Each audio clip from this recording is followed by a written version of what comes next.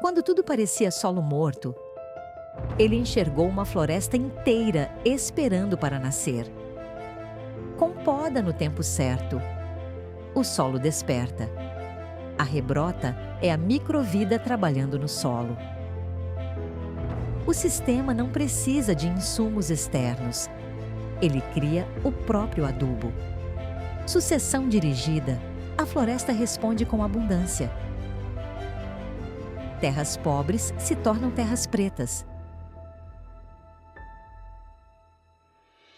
A vida no solo explode quando trabalhamos com a natureza. Genética importa, epigenética transforma, a vida moldando a arquitetura do sistema. A poda é o pulso vital da agrofloresta sintrópica. Vida é fluxo, o manejo é o motor. Ele reviveu florestas, ele transformou a agricultura. Agora ele te mostra como fazer o mesmo. O cacau na sintropia, aprendendo com a abordagem de Ernst Götsch.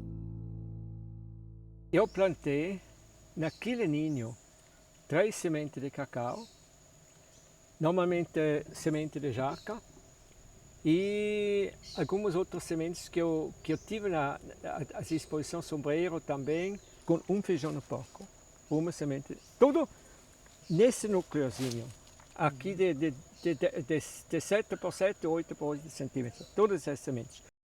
Tradicional foi baseado na floresta, derruba e queima.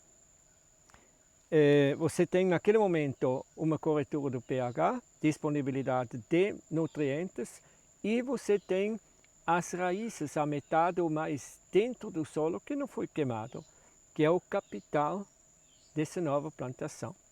Aí eles plantaram mandioca, banana e tal, e colheram mandioca, colheram banana, e colhendo depois, junto com a banana, começando a colher o cacau. De longe visível, quando comprei, terra nua aqui em cima, seja terra nua, não terra nua, mas assim, de todos os lugares se via aquela terra amarela pálida, assim não um amarelo forte, um amarelo pálido, e assim, os formigueiros, os terra nua, assim, e hoje em dia secava aqui, terra preta, preta, preta, preta. Depois, o sistema radical é muito interessante. Nos lugares testemunho de floresta aqui, que não foram nos últimos 100 anos ou mais mexido, as raízes das plantas, por ser dito solo pobre, só são concentradas nos primeiros 10 centímetros, 5 centímetros ou mais concentração. Cava aqui, eles vão 8 metros, 10 metros.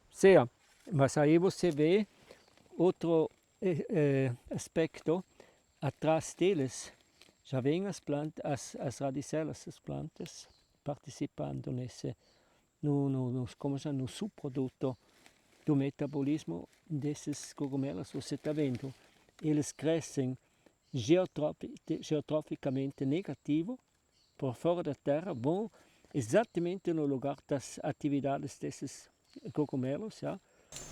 Como é uma planta dessa, ela modifica o ambiente, como a gente também modifica o ambiente e durante a sua vida. Isso requer uma constante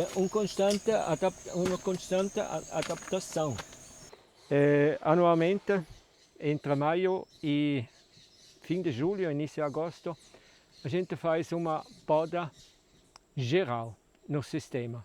Poda as árvores por cima, como você vê. Essa aqui é uma meretrina, foi descapitada. Depois atrás uma jaqueira, aqui outro um abacateiro, também foi submetido a uma poda forte. A pupunheira iria, se eu deixo mais um ano, ele vai ter um problema ou ele vai envelhecer. Cacau aqui também, enquanto que ela recebeu um pouquinho de luz do lado, ela ainda produzia, mas esse aqui dentro, você vê que está do mesmo jeito daquele, só que ele não produz quase nada, ou seja, muito menos. Aqui toda essa partezinha aqui para dentro produz muito menos só por causa dessa falta da poda. Vocês querem ver o final dessa aula e muitas outras aulas? É só entrar lá na nossa academia de aprendizagem gratuita de agricultura sintrópica da Forest for Farming. O endereço é esse que está na tela e na descrição do filme. E não é só sobre cacau, apesar de ser um curso sobre cacau, o que o Ernest fala serve para tudo que nós fazemos na agricultura sintrópica. Porque Ernest fala como ele implantou em pastos degradados e por trás disso ele vai explicando os princípios, como ele transformou um pasto degradado numa área super produtiva de cacau, e não é só cacau, rambutã, pataste, açaí, castanha do Pará, o paraíso nessa terra. A gente se vê lá na F4F.